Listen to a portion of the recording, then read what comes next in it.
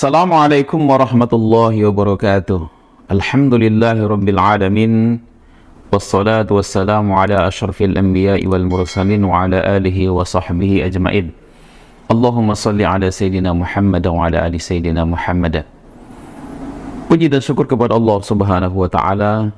Allah subhanahu wa ta'ala masih memberikan kepada kita nikmat umur. Allah masih memberikan kepada kita nikmat kesehatan. Dan juga Allah subhanahu wa ta'ala masih memberikan kita nikmat iman dan Islam. Alhamdulillah, pada suasana Ramadan tahun ini, tahun 1444 Hijrah, Alhamdulillah Allah masih memberikan kepada kita kesempatan untuk melaksanakan ibadah. Mudah-mudahan Allah subhanahu wa ta'ala menyampaikan umur kita sampai akhir Ramadan, sampai juga Ramadan tahun-tahun berikutnya. Dan mudah-mudahan dengan puasa ini kita mendapat predikat takwa dari Allah subhanahu wa ta'ala. Amin ya rabbal alamin.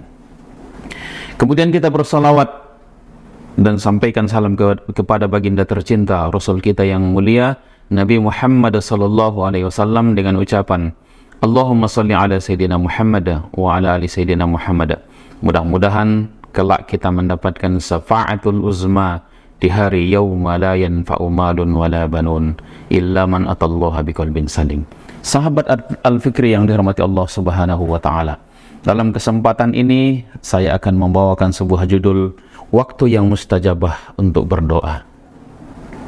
Sahabat Al-Fikri yang dirahmati Allah subhanahu wa ta'ala, doa merupakan intisari dari ibadah. Di dalam hadis disebutkan ad-doa huwal ibadah. Doa adalah intisari dari ibadah. Pengertian doa di dalam Kamus Besar Bahasa Indonesia disebutkan dengan membuat harapan dan juga permintaan kepada Allah subhanahu wa ta'ala. Dan menurut Imam Hafiz Ibnu Hajar dalam kitab Fathul Al-Bari disebutkan, doa adalah rasa atau sikap berserah diri kepada Allah subhanahu wa ta'ala dan rasa membutuhkan Allah subhanahu wa ta'ala. Sahabat Al-Fikri yang dirahmati Allah subhanahu wa ta'ala, perbanyaklah doa, apalagi di bulan Ramadan, karena doa ini adalah cara kita mendekatkan diri kepada Allah subhanahu wa ta'ala. Ketika kita memperbanyak doa kepada Allah subhanahu wa ta'ala, maka Allah makin sayang dan cinta kepada kita. Sebaliknya, ketika kita tidak mau berdoa kepada Allah subhanahu wa ta'ala, maka kita termasuk orang-orang yang sombong. Di dalam Al-Quran, Allah subhanahu wa ta'ala berfirman dalam surah Ghafir ayat 60, wa qala rabbukum ud'uni astajib lakum innal ladhina istakbiruna an ibadati sayadkhuluna jahannama dakhirin. Allah subhanahu wa ta'ala berfirman, berdoalah kepadaku, niscaya akan aku kabulkan doa kalian. Kemudian sesungguhnya orang yang sombong dalam beribadah, maka orang yang sombong tidak mau berdoa kepada Allah subhanahu wa ta'ala, maka dia akan masuk ke dalam neraka jahanam dalam keadaan hina. Dari situ kita lihat bahwasanya Allah subhanahu wa ta'ala menginginkan hambanya ini untuk selalu berdoa kepadanya. Ketika kita selalu berdoa kepada Allah subhanahu wa ta'ala, maka kita akan makin mulia dan makin disayang oleh Allah subhanahu wa ta'ala. Ketika kita, bedanya Allah subhanahu wa ta'ala dengan makhluk, kalau kita makin berharap dan makin meminta kepada makhluk, maka kita akan semakin hina di hadapan makhluk. Kalau di hadapan Allah subhanahu wa ta'ala kita panjatkan doa, kita selalu bermohon dan mengharap kepada Allah subhanahu wa ta'ala, maka Allah akan makin sayang kepada kita. Kalau kepada manusia, makin minta, malah kita makin rendah dan makin hina di hadapannya. Kaum muslimin yang dirahmati Allah subhanahu wa ta'ala, di manakah waktu yang mustajabah untuk berdoa? Yang pertama, waktu yang mustajab untuk berdoa adalah saat berpuasa dan berbuka puasa. Sahabat Al-Fikri yang dirahmati Allah subhanahu wa ta'ala, bulan ini adalah bulan puasa, bulan yang penuh keagungan dan bulan yang sangat mulia, dan kita dalam keadaan berpuasa, dan setiap amal ibadah kita dilipat gandakan oleh Allah subhanahu wa ta'ala. Perbanyaklah berdoa, apalagi ketika berbuka puasa, perbanyaklah berdoa, karena ini merupakan waktu yang mustajab untuk berdoa kepada Allah subhanahu wa ta'ala.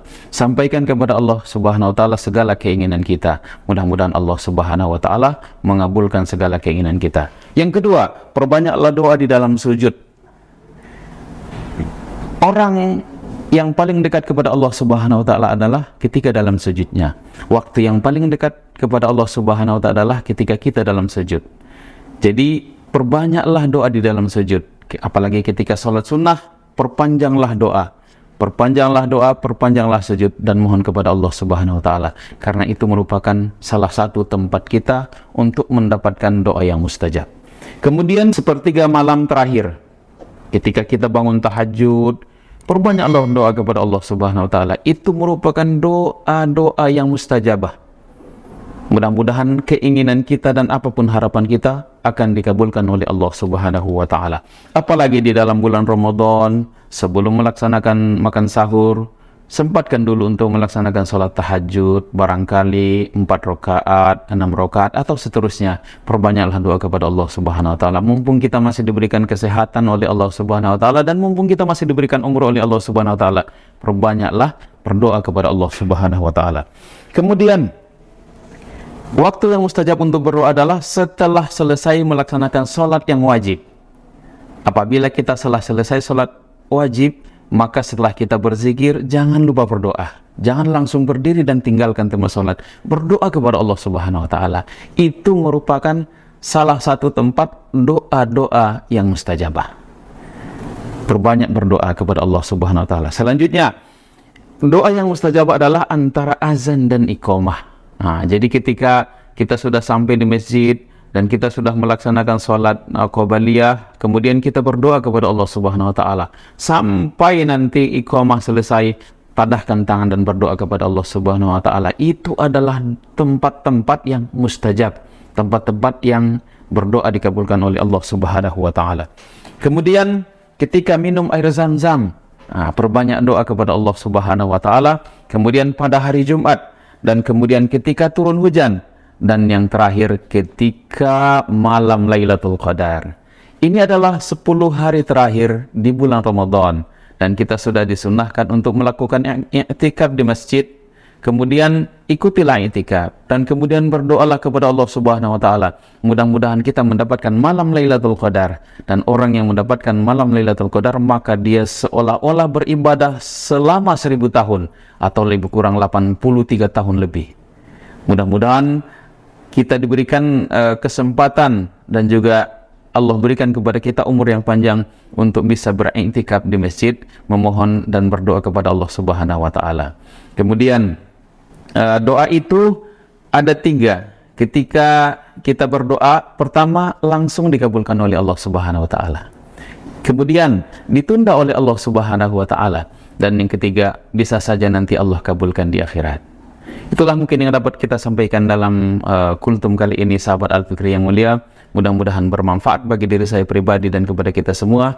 Akhirul kalam, wabillahi taufiq wal hidayah. Assalamualaikum warahmatullahi wabarakatuh.